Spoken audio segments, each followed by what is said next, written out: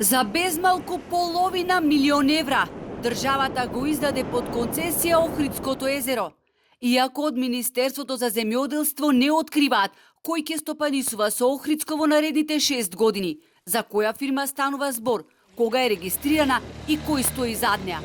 Дознаваме дека се работи за известна струшка фирма Екосвет К21, која на вчерашното јавно наддавање ја доби концесијата за Охридското езеро за сума од фантастични 400.000 евра.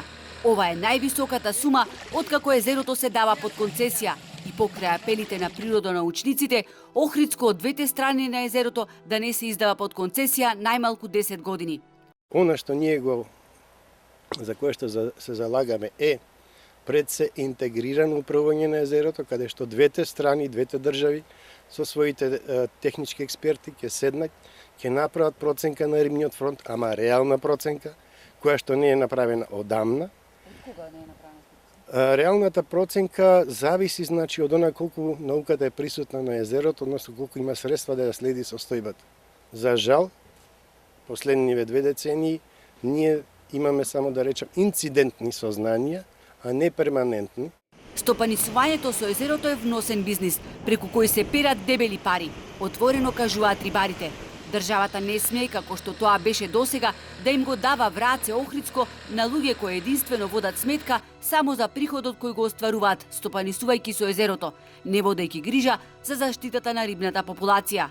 Државата, иако е должна, таа не се грижи за Охридско езеро и затоа владее хаос и ќе продолжи понатака да владее хаос ако не се сменат овие работи, односно не се дозволи на некоја научна установа или на Македонската риболовна федерација да управува со тие риболовни води. Имавме искуство од претходните концесионери дека тој на пример пријавуваше дека за 5 години уловил некаде 400 до 500 килограми пастрамка. Охридското езеро 4 години е без стопан. Никој не се грижи за зачувување на рибниот фонд. Напротив, се врши масовно рибокрадење, а никој досега не одговарал за недозволен риболов, иако тоа е кривично дело според член 229 од Кривичниот законник. Таа слика ние што ја гледаме додека нуркаме, го забележуваме, ова е вистина трагична. Рибите се заглавени во мрежите и дури со денови не можат да се хранат и не можат да се репродуцираат. Имаше, мислам, дури како завеси беа огромни, дури на 40 метри длабочина имаше голем број на мрежи кои многу беше тешко да се отстранат.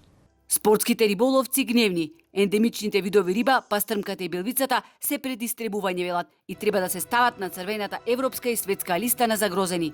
Згора на тоа, наводно поради технички недостатоци, 5 години поред не се врши ниту вештачко порибување на езерото.